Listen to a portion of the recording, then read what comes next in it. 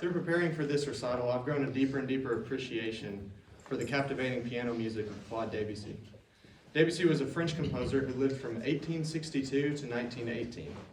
And he was contemporaries with Piotr Tchaikovsky, Richard Wagner, Eric Satie, and the painter Claude Monet. And speaking of Monet, Debussy's music is often called impressionistic because, like impressionistic art, it often only paints the impression of an idea or a scene rather than a very clear depiction of it. Debussy, however, hated the term impressionism for describing his music. I don't think he liked the idea of music being put in a box or being kept to rigid rules. He was an eccentric man and was likewise very experimental in his compositions. He is quoted as saying, "I feel more and more that music, by its very essence, cannot flow inside a rigorous traditional form." And his experimental style of composition caused some strife with his music educators, but I personally am glad that he didn't let this influence him too much, because while there are plenty of Debussy pieces that are a bit too wild and dissonant for my liking, there are others that are some of my most favorite musical works, a couple of which I'm going to be playing shortly. And Debussy wrote 2 books of preludes. Each book contained 12 preludes that do not follow a sequence of keys like some prelude collections do.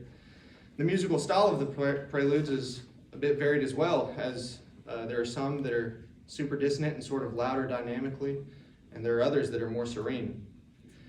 And one of the coolest and most fascinating things to me about these preludes is that Debussy did not put the title at the beginning of the work like everyone else in the world would do. Instead, he put the title at the end, at the bottom of the score, so that the performer would have to sight read through the piece without knowing where the source of inspiration came from or what the title was. And to me, that's so creative and cool. So some of you will know this piece, but I'm going to be playing one of these preludes, and then afterwards, I'll tell you all Debussy's title for it.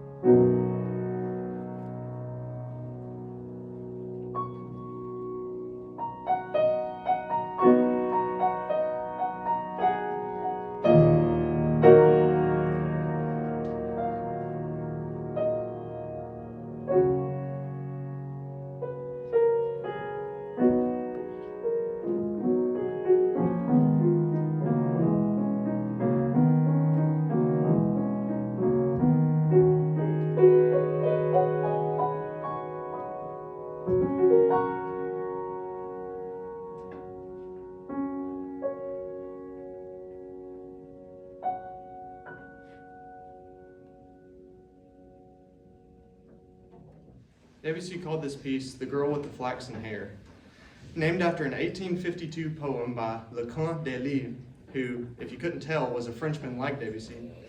And you can get a feel for the poem and likewise the musical inspiration from just the first 4 lines. "Sitting amidst the alfalfa flower, who sings in the cool morning hour? It is the girl with the flaxen hair, the beauty with cherry lips so fair. And man, to me, Debussy's music really takes me to this peaceful outdoor scene of innocent and beautiful young lady sitting among the flowers. And that's kind of weird to say as a married man, but my point is just that you can so incredibly hear the poem, in my opinion. And because of that, and because of Debussy's masterful writing, this has become one of my favorite piano pieces in existence. Also, one of my favorite piano works of all time is without a doubt the final piece of tonight's program, Clair De Lune, or Moonlight. Clair De Lune is the third movement of Debussy's piano suite, Suite Bergamasque. And the title for this suite was inspired by a popular form of improvised entertainment that took place in the Italian city of Bergamo. This four-movement work was began in 1890 while Debussy was still in school, and then revised and published 15 years later in 1905. And Clair De Lune from this suite is perhaps the most popular solo piano work in existence. And while some pieces probably get a little lucky in becoming so massively popular, I think that Clair De Lune is held in such high regard for good reason. It is a piece that draws many gorgeous sounds from the piano, from dreamy, suspended harmonies to big, full chords, and to beautiful, sparkling passages. To me, this piece is the pinnacle. It can draw such sounds out of this instrument that is the pinnacle of what this instrument is and the sounds that it makes so well. So please enjoy this interpretation of the renowned Clair De Lune, and thank you all again so much for coming and listening to some piano music with me.